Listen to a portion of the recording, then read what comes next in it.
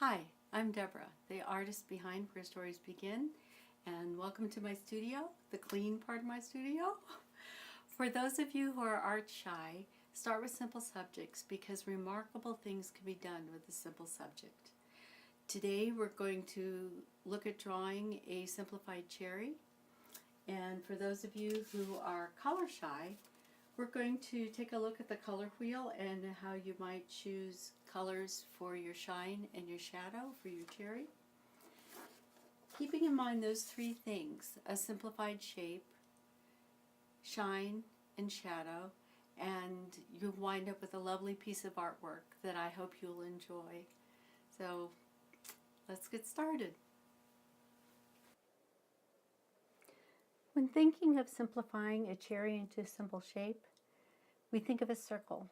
So we'll just kind of give it a rise. Come on down, nice and fat. I want a nice, fat, juicy cherry. And dip down again. Then when we start our stem, let's make sure it's coming out of our cherry. Give it a little dimension. The second line, I try and follow the first one, and then we'll give it kind of a funny, lumpy end and add a curve.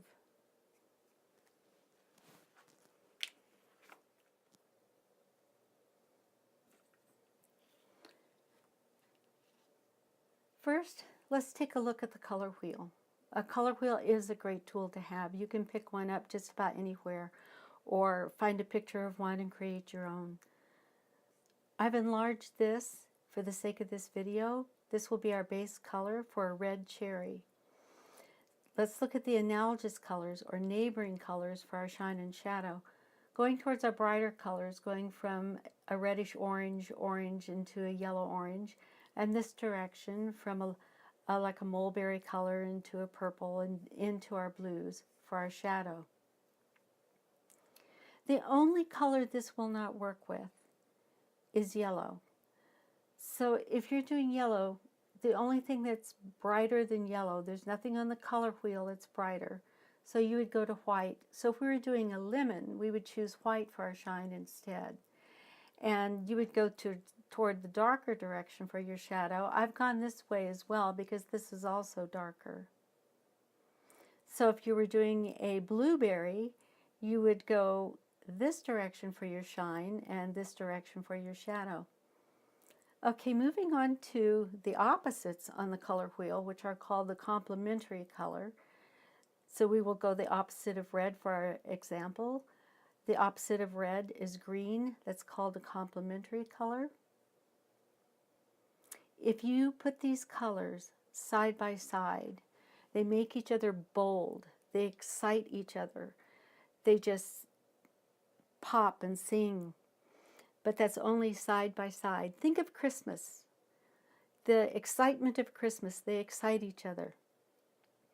But when you mix these same two colors together, stir them up together, you're going to get a dulled or muddied color. And don't discount a muddy color. It's a chance to play in the mud. I love muddy colors.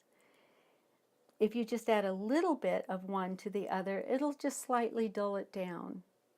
It will kind of neutralize it somewhat. You could use a combination of these colors for your shine and a combination of these colors for your shadow.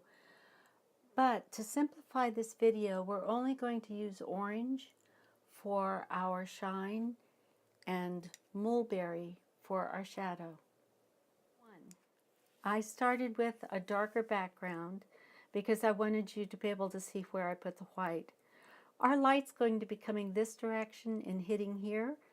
So we're going to put white on there pretty heavy because we want, when we put other colors up onto it, we want the white to shine through. We want it really bright and we want it to stay bright. So moving down here, our next step would be to take red, and I like to outline my cherry first. That keeps the outside, the line crisp and nice and clean when I start coloring in. I don't accidentally scribble outside of it.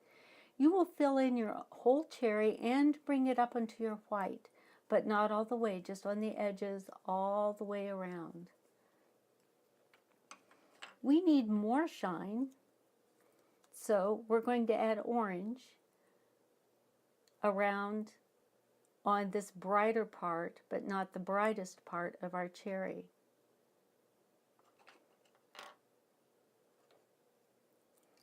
We keep this center part just the base color, just red. And then we'll do our shadow. And our shadow, we'll be using mulberry. So you'll do it fairly heavy on the bottom and then softer and softer as you come up. That makes it more natural, the way the graduation and the shadow. And then make sure you put some up here in this dip. That's an important detail. Now our cherry is resting on a subject, and whatever that object is that it's resting on is going to possibly be causing a reflective shine to come back up and bounce up against our cherry as it's curving down. So I'm going to put a little white, just a little bit there, towards the bottom. Now this is the fun part. You just fill in your whole cherry except for your brightest white. You fill it in pretty heavy. That's called burnishing. And then if you want to, after you've done that, if you want, you can go back and add some other color back in if you want it to pop again.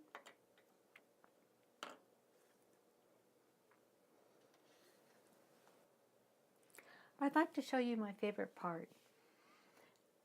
Adding shine back in after you finish your cherry, going back over with white on the edges and blending the edges in, smoothing them into the white so there's more of a natural blend, unless you want a crisp edge.